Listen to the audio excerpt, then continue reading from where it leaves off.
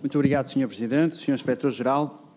Há algumas conclusões que nós já podemos tirar das várias respostas que fomos ouvindo.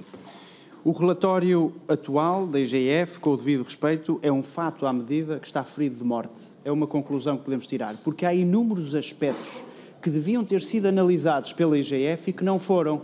Não percebemos qual é o papel do financeiro do CFO da TAP, não percebemos como é que se processa a comunicação com o Governo, entre a TAP e o Governo, e desresponsabilizamos totalmente, com base numa lei com 90 anos, as responsabilidades dos governantes. Percebemos também que não há auditoria sem iniciativa do Ministério das Finanças ou do Ministro das Finanças, o relatório não vê a luz do dia sem homologação, e não se pode apurar a responsabilidade dos governantes porque há a barreira de uma lei com 90 anos. São estas algumas das conclusões que podemos já tirar hoje.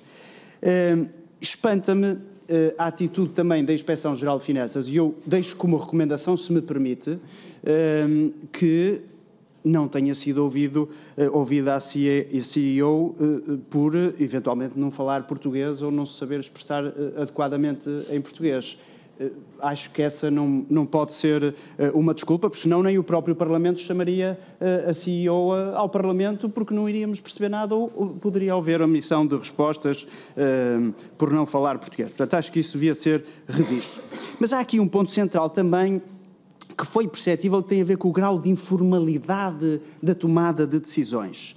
Portanto, não se percebem muito bem as linhas de comunicação, há uma tentativa de afastar a responsabilidade do Ministério das Finanças, percebemos que o Gomes e o Ministro das Infraestruturas de então tinham responsabilidades, sabiam do acordo, receberam e-mails, vários e-mails, aquilo que a Sra. Deputada Mariana Mortágua há bocado chamava a atenção, é verdade. Portanto, mesmo os últimos e-mails em que o acordo é fechado, há o detalhe de todos os elementos que vão para lá do simples valor e, portanto, isso era do conhecimento dos governantes, mas isto não permite, estes factos não levam a nenhuma conclusão no relatório da IGF e isso, enfim, deve para nós suscitar alguma perplexidade. E, portanto, deixo-lhe também uma pergunta.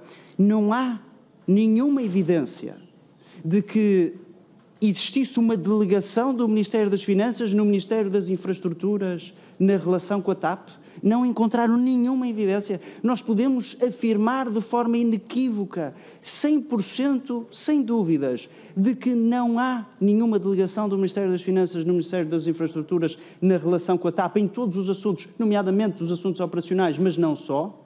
Repare, isto vai ao ponto de o então Secretário de Estado, Hugo Mendes, aprovar PowerPoints da TAP relativamente a planos promocionais da TAP, a apresentação das contas.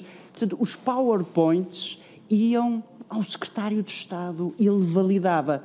E mais, a própria carta ou o comunicado da TAP emitido no final de 2022 por causa de toda esta situação de Alexandra Reis, em que a TAP tenta explicar ao mercado, ao público, aos contribuintes, tudo aquilo que aconteceu, essa carta, existem e-mails no acervo da Comissão, em que Hugo Mendes e outros intervenientes estranhos ao Conselho de Administração dão palpites sobre os pontos que devem constar dessa carta. Então, o Ministério das Finanças e o Ministério das Infraestruturas, que nada conhecem do processo, e temos o ex-secretário de Estado a opinar sobre o que é que deve constar da carta de esclarecimento à opinião pública.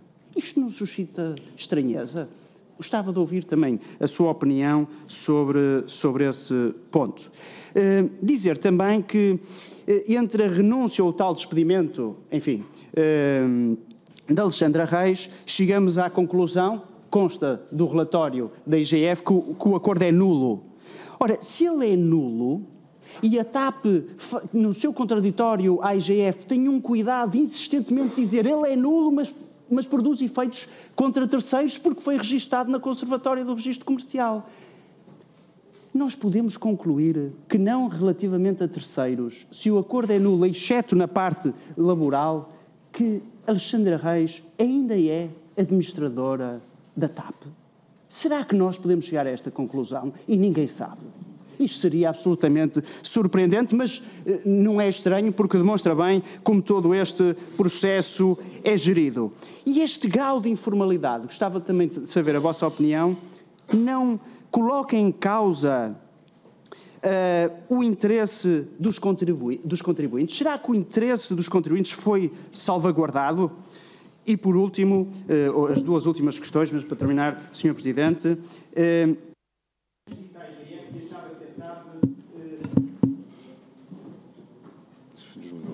Hugo Mendes disse à Inspeção-Geral de Finanças que achava que a TAP comunicava à tutela financeira as decisões sobre Alexandra Reis.